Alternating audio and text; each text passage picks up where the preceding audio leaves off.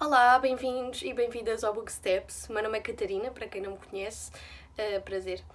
Hoje trago um autor nunca antes falado aqui, que é o J.M. Coetzee. Peço desculpa pela pronúncia. Quem traduziu este livro foi a Maria João Delgado. Quem é este autor? Quem é Coetzee? Ele é um escritor contemporâneo, aliás ainda está vivo com 80 anos. E é um autor sul-africano, mas que durante toda a sua vida se distanciou um pouco da África do Sul a dada altura, especialmente durante o regime do Apartheid, e foi viver para inúmeros países, Reino Unido, Austrália, Estados Unidos. Este livro é publicado em 1977. É um livro maravilhoso e que traz à tona toda a problemática da conquista do outro e, portanto, do colonialismo,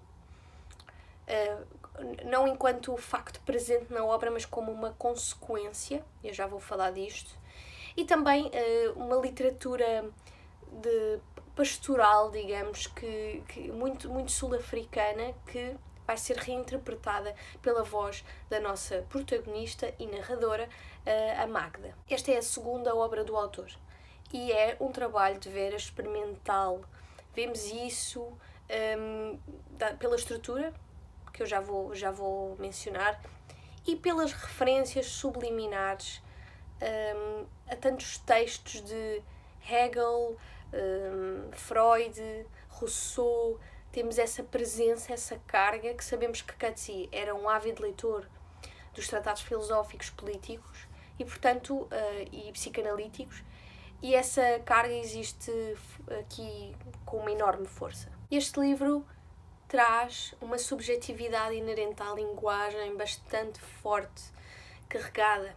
Primeiro porque a nossa narradora, ela conta-nos a sua vida em fragmentos, em 266 fragmentos.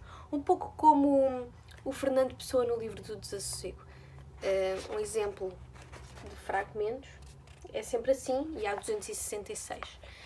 Depois nós temos uma narradora autodiegética, porque ela é tanto personagem principal como narradora. E a Magda, que é o seu nome, tem particularidades muito distintas. A vida de Magda é pautada por sentimentos de angústia, de depressão. E qual é o contexto da sua vida? Portanto, ela vive numa fazenda no início do século XX, na África do Sul, com o seu pai e os seus criados. Atenção, eu não corroboro esta terminologia de usar criados, acho completamente anacrónica, mas é assim que eles são descritos no livro e também podem ser descritos como servos, são servos criados. Empregados não, porque eles são mal pagos e às vezes nem pagos, portanto não os considero sequer empregados. Porque para serem empregados têm de ser trabalhadores e aqui são mais escravizados do que outra coisa, mas enfim. E este cenário é conflituante. Primeiro porque Magda perdeu a mãe, muito nova, aliás, ali no parto, quando a sua mãe deu à luz. E então vive com o pai, e agora entrando no contexto mais importante, é que eles são pessoas brancas. E sendo pessoas brancas, eles vão ter como criados pessoas negras. E aqui dá-se logo a primeira linha de confrontação entre de um problema racial, que na África do Sul eu já explico o que é que isso significa, porque não é... Ou seja, nós quando falamos de problemas raciais e colonialismo não é igual em todo lado, muito menos poderemos homogeneizar o continente africano. De cada país é distinto. E então imagina o cenário da fazenda, que a Magda descreve como sendo um deserto. Aquilo parece um deserto, não se passa nada, não passa lá ninguém, as coisas não acompanham o ritmo do tempo lá fora, que ela aponta para um lá fora, sendo que não sabemos bem o que é que ela quer dizer, porque nunca saiu dali. Há uma questão predominante que é o facto desta ser uma narradora pouco confiável, ou como se costuma dizer em inglês, unreliable narrator, porque a Magda, ela conta-nos em fragmentos e, como sabemos, quando um livro toma essa característica de ser confessional ou diarístico, acontece que a Magda só consegue dizer-nos o que vê. o que percepciona e não toda a realidade. E nessa medida, e porque a Magda, como eu vos disse, tem assim lives de depressão, aliás, até se pode entender que ela tem esquizofrenia, tem outras coisas, mas isso é discutível e não me cabe estar a fazer esse tipo de análises.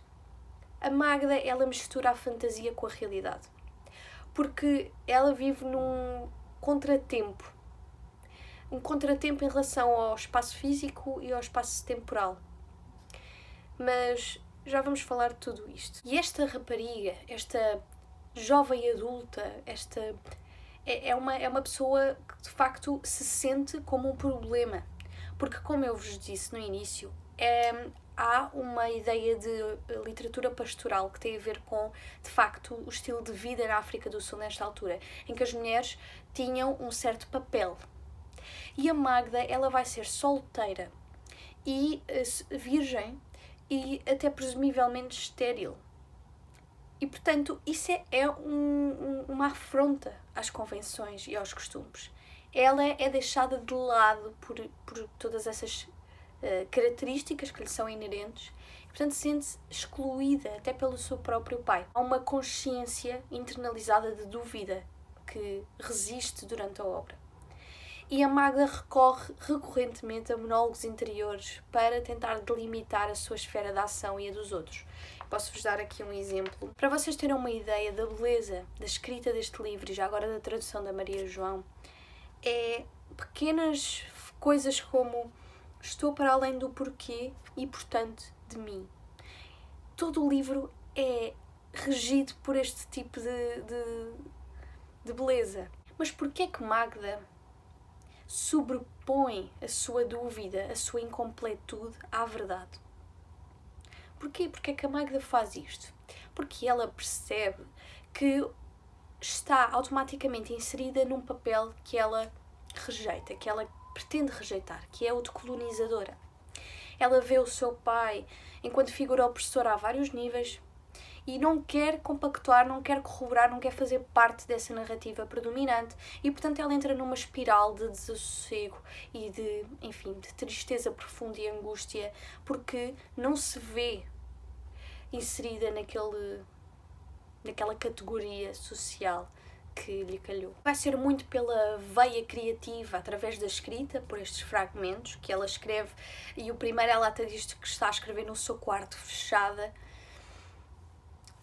E aqui não é o quarto da Virginia Woolf, A Room of One's Own, porque ela tem sim um quarto, mas esse quarto não é representativo do imaginário de Virginia Woolf, que é um espaço para a mulher crescer. Pelo contrário. Mas é interessante essa tentativa de paralelismo, embora, enfim, se lerem o livro vão perceber que é impossível fazer.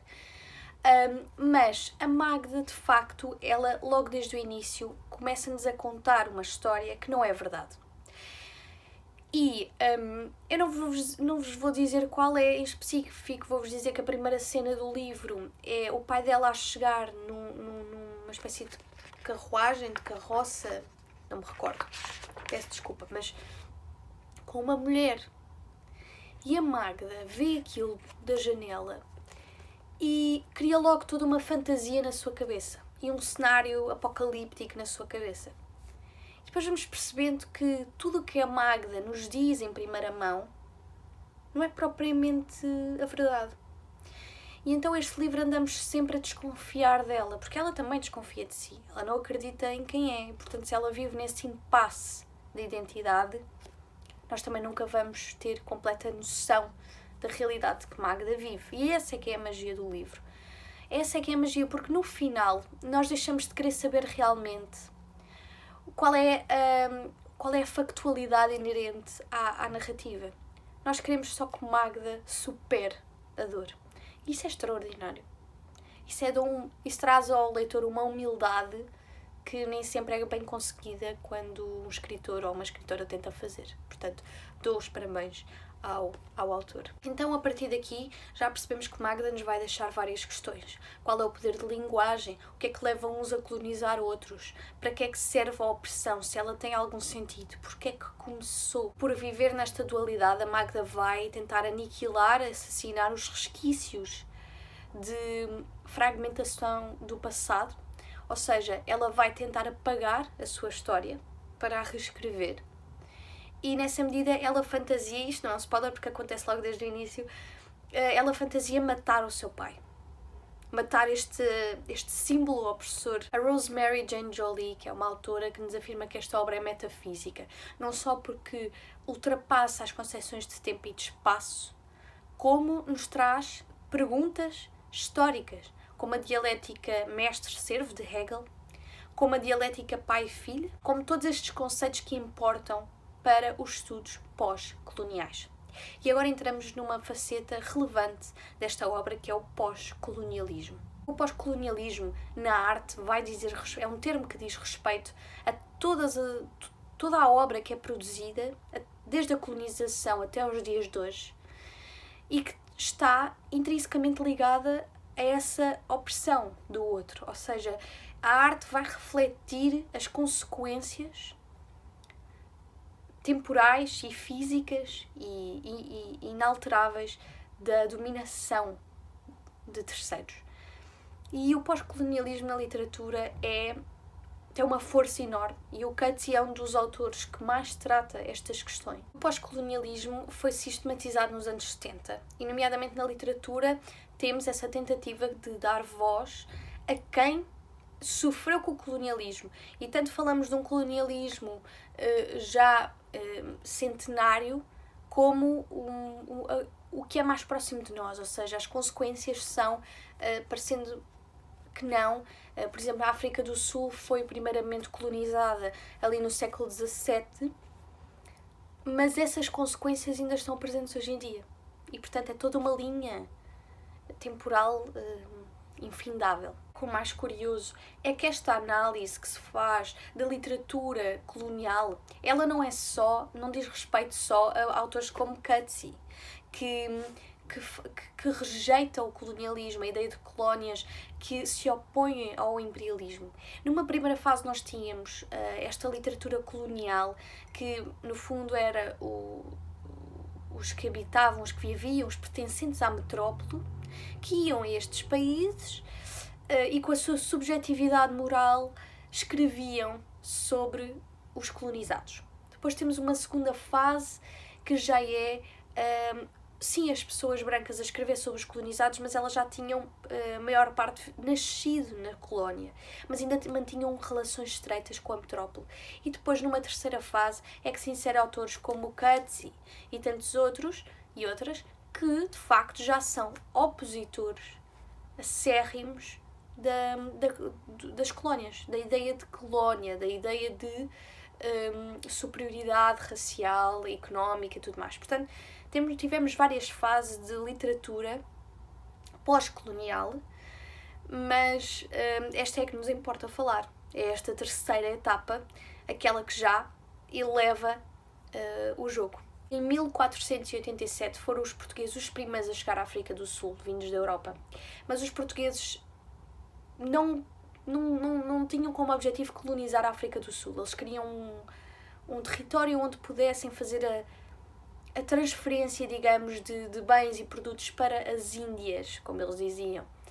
E, portanto, foi um ponto de passagem, um ponto de transição para outro objetivo que os portugueses tinham. E, inicialmente, os holandeses, no século XVII, eles queriam um pouco a mesma coisa, só que o que acabou por acontecer foi que, para fazer subsistir as embarcações, os holandeses puseram holandeses na África do Sul para produzir certo tipo de alimentos e de bens, para depois abastecer os barcos. E foi aí que começou a colonização da África do Sul. Mas a colonização da África do Sul não atraiu só os holandeses calvinistas, atraiu alemães calvinistas e até os franceses, em menor escala, que estavam a querer fugir do reinado do Luís XIV. Agora, há uma coisa muito interessante e que temos de falar, que é: o que é que são os africanders? Os africanders foram, no fundo, uma etnia criada por causa dos holandeses, por causa da colonização, criada e que se confunde muito com os boeres também. E eles acabaram por criar a sua própria língua e dizia respeito a este povo povo, enfim, esta etnia de colonizadores europeus, nomeadamente os holandeses, que criaram não só a sua etnia como a sua própria língua dentro da África do Sul. E, portanto, a palavra Afrikaner diz respeito a isso. A questão é perguntar se Magda era uma Afrikaner ou uma Boer. Já agora, entre Afrikaner e Boer não é bem a mesma coisa, porque Boer supostamente há um grupo dentro do vasto grupo de Afrikaners. De qualquer maneira, nós sabemos uma coisa, é que o autor, o Coetzee, ele era Afrikaner. Resta saber se Magda também o era. A questão é que o Coetzee não se considerava Afrikaner por uma razão. Ele dizia, se eu não falo a língua e eu, no fundo, aprendi inglês, ou seja, já devido ao imperialismo britânico, então eu não sou um real Afrikaner. E atenção, ser Afrikaner não é uma coisa boa, porque falamos de um grupo que foi criado por um grupo nacionalista que, primeiramente, só punha os ingleses, era anti-britânico, mas depois virou anti-negro, um movimento anti-pessoas negras. E, portanto, ser Afrikaner não é uma coisa boa. E daí o Coetzee se querer também distanciar. Mas depois, há um autor que analisa muito a obra de Coetzee e da África do Sul, que é o Atwell.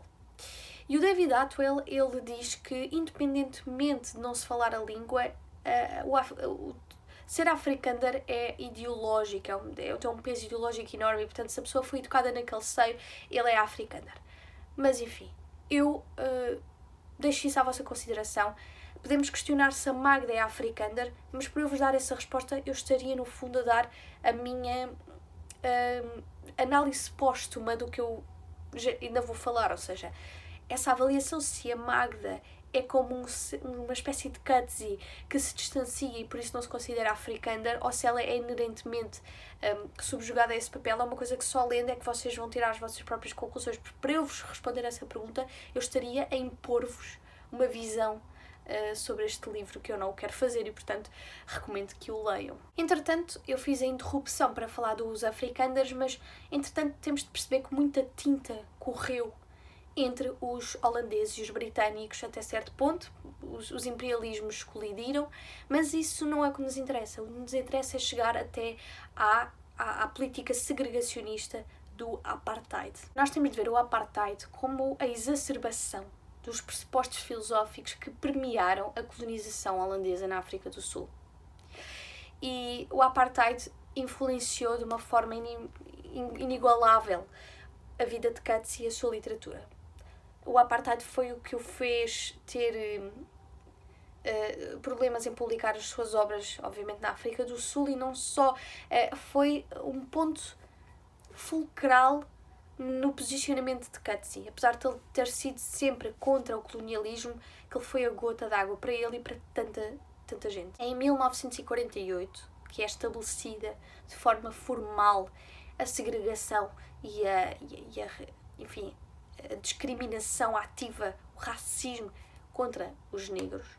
E nos anos 50 surgem movimentos oposicionistas, entre eles o partido do Nelson Mandela, o Congresso Nacional Africano, o CNA, dirigido por Nelson Mandela, foi um forte opositor. Depois o Nelson Mandela foi preso, depois foi libertado e em 1992, com plebiscito, põe fim ao apartheid, embora as consequências do apartheid ainda sejam visíveis hoje em dia. Portanto, a formalização ou a desformalização de um sistema segregacionista não acaba, nunca termina com um ponto, com um papel. Já agora, em 1994, depois o Mandela é até eleito presidente da África do Sul. O Mandela que lutou com todas as suas forças e, enfim, contra o apartheid, que nós não podemos, nunca vamos conseguir imaginar que dor é que essas pessoas todas sentiram durante tanto tempo, porque foi realmente uma das piores coisas que aconteceu na história contemporânea. E, portanto, as consequências são visíveis hoje em dia e o Coetzee fez, com muito orgulho meu, apesar de ser um homem branco, fez o melhor que podia no seu lugar de fala, que é, pode falar sobre esta realidade, mas nunca conseguirá reproduzir a dor viva das pessoas que realmente eram pessoas negras. E, enfim, foram segregadas. E agora entramos num tema muito interessante que é opressora e oprimida. Magda é tanto uma vítima como uma culpada. E ela própria se sente oprimida, não é racial, de uma forma racial, como é óbvio, nunca poderia ser, mas sente-se oprimida pelo pai, especialmente em termos de opressão de género. Mas o pai, no fundo, ela queixa-se que o pai não lhe liga nenhuma, por ela ser uma solteira, virgem e presumivelmente estéril, que é uma nulidade, um nada morto, um vazio para uma sociedade tão conservadora ainda, para com as mulheres, para com o papel que as mulheres deverão ocupar. E então a Magda chega a dizer, há aqui uma página, a Magda diz: o meu pai cria a ausência, para onde quer que vá, deixa a ausência atrás de si. Acima de tudo, a ausência dele próprio. Uma presença tão fria, tão sombria, tão remota, que se torna uma ausência. Uma sombra animada que gela o coração. E a ausência da minha mãe. O meu pai é a ausência da minha mãe, o seu negativo, a sua morte. Ela, a meiga, a luminosa. Ele, o duro, o sombrio. Ele matou em mim tudo o que vinha da minha mãe, deixando-me apenas esta casca ressequida, peluda, com as sementes de palavras mortas chocalhando lá dentro. E aqui estou eu, na cozinha vazia, cheia de ódio. Por esta e muitas outras razões que a Magda mata consecutivamente, hipoteticamente, o pai, nas suas fantasias. Ele de facto é um homem castrador em todos os níveis. Mas se eu falei que a Magda era oprimida pelo pai, então de que maneira é que ela é opressora? Ela é opressora para com os criados, não que ela seja intencionalmente, porque ela até, enfim, para a altura era bastante empática, mas ela de facto é contraditória, porque o Hendrik, que é um dos criados, aliás o criado mais importante, digamos, ele e Klein Anna, eu vou dizer Ana, o Hendrik e a Ana são os empregados basilares da fazenda. E este Hendrik, este homem negro, que primeiro há aqui uma sexualização do corpo do homem negro, como já se espera, e portanto o Coetzee quis trazer isto subliminarmente, mas o Hendrik, ele não consegue tratar a Magda como a Magda gostaria de ser tratada, portanto ele mantém um distanciamento, uma frieza por ela ser a sua mestre, digamos. E portanto esta dialética mestre-servo é visível e portanto não pode ser apagada, e a Magda até se chega a chatear com o Hendrik, porque o Hendrik acaba por se enfurecer e dizer: tu és só mais uma daquelas brancas, e a Magda enfurece e diz: tu não podes falar assim, ou seja, é um ciclo que não se extingue. Portanto, a Magda nunca consegue sair daquele papel em que tem mais poder sobre o Hendrik do que gostaria. Magda acaba por não ser uma agente primária da colonização, mas ela vive segundo as consequências da colonização. E, portanto, apesar dela se querer, através da ponderação, distanciar deste cenário que não foi criado por si, ela não consegue deixar de perpetuar certas vicissitudes, não é, da colonização, e, portanto, é toda um conflito interior e até exterior que nos vai acompanhar durante toda a obra. Mas antes da transgressão sexual, que isso eu falarei adiante, é a repressão sexual que é aqui desmistificada também por Coetzee, porque o autor tinha uma vasta consciência do papel subordinado que a mulher ocupava neste cenário pastoral ou pastoril da sociedade do início do século XX na África do Sul. As mulheres existiam para procriar, para tomar conta do lar, e era isso, ok? Elas não viam muito para além daquele pequeno mundo da fazenda, fossem criadas ou não.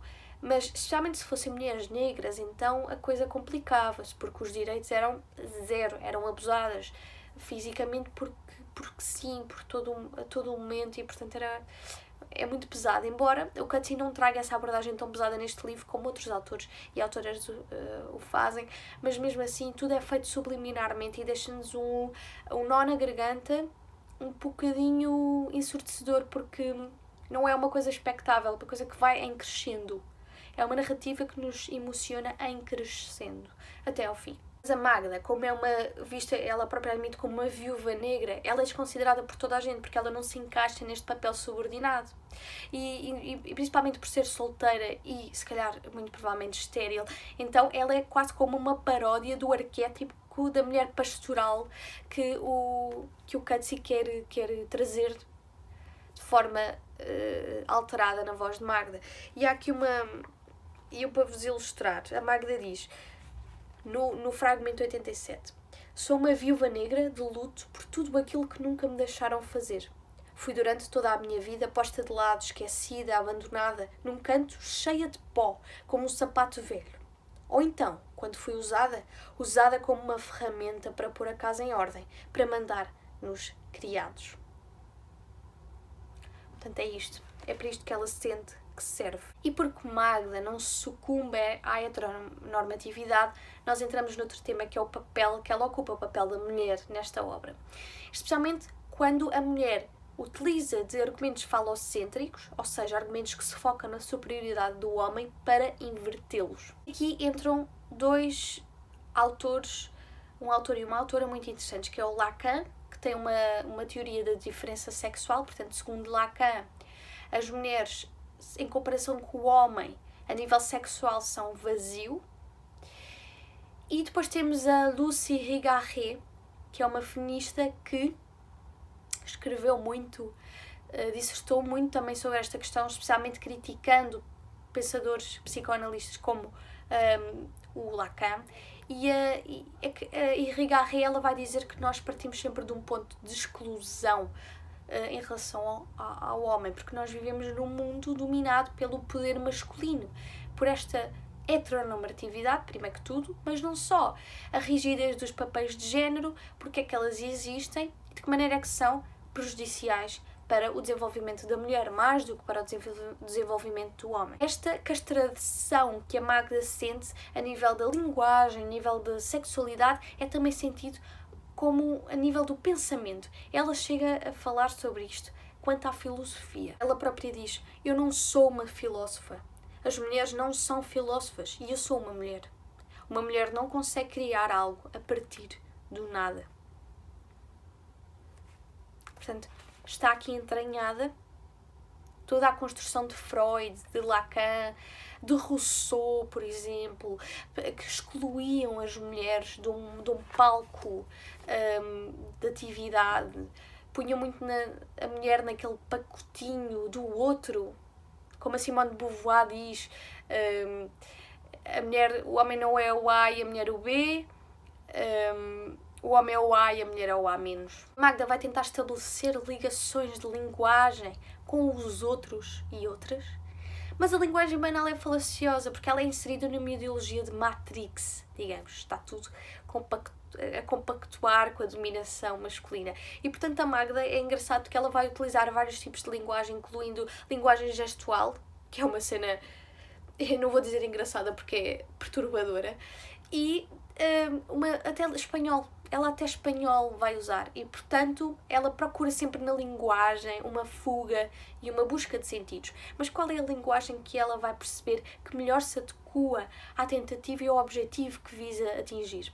É a linguagem sexual. A questão é, se o único homem que há na fazenda é o Hendrik e o Hendrik faz parte da dialética mestre-servo, como é que a Magda vai conseguir libertar-se sexualmente com alguém com quem nunca se poderá envolver? Por meio das fantasias. O problema é que se a Magda se define a partir do reconhecimento de terceiros, se os terceiros não a reconhecerem, ela não existe. E se ela não existe, ela também não existe como colonizadora. E aqui entramos noutro tema interessante, que são os pronomes. Sim, é verdade, pronomes. Ok, em todos os livros são utilizados pronomes. Essa é a forma basilar de comunicação. Mas há aqui uma chave mestra, uma trave mestra, meu Deus, que erige a estrutura desta narrativa, que é os pronomes. E há pensadores como Roland Barthes que dizem que a linguagem se rege pela polaridade, portanto o eu e o ele, ele, é uma polaridade que é basilar na linguagem. E nós temos muito isso com a Magda. Ela usa pronome pessoal eu, ou pronomes possessivos, meu, minha, muito numa senda de egocentrismo, que a Magda é bastante egocêntrica, porque também não conhece muito, a realidade dela é aquilo e, portanto, é normal que isso assim aconteça. Mas o facto é que, sendo esta obra narrada por uma mulher branca, um papel feminino, uma ótica feminina, ela é excludente de tudo o resto, seja o pai castrador, não, ela não sabe o que é que vai nos pensamentos do pai, nem dos criados, do Edric, da Ana, ou seja, das pessoas negras. Há uma ótica que é segregacionista, na mesma, ok? Porque temos de ser sinceros, a Magda não, apesar de não compactuar com tudo o que acontece, ela cresceu com um pai colonizador e, portanto, obviamente que a percepção dela, mesmo que cresça em crítica, será mais tarde. E, portanto, e também sinto que a Magda tem alguns problemas psicológicos, eu não sei até que ponto é que são distúrbios, que são mesmo bipolaridade, esquizofrenia, não sei. Mas então isso interfere sempre com a sua percepção da realidade e, portanto, nunca sabemos bem qual é a visão dela das coisas. A verdade, e aqui é que entra a parte interessante, a desconstrução que ela faz do papel de colonizadora entra numa conversação em relação aos pronomes. Porque ela, no início da obra, ela dirige-se como nós a ela e ao pai. E assim que o pai começa a tomar as atitudes que toma e a, enfim, inverter um pouco a ordem natural das coisas, que é amor e afeto entre pais e filhos, a Magda passa a usar o pronome nós para entre ela e os criados. E isso causa alguma estranheza, obviamente, um estranhamento enorme com os criados, porque os criados não querem sequer que isso aconteça.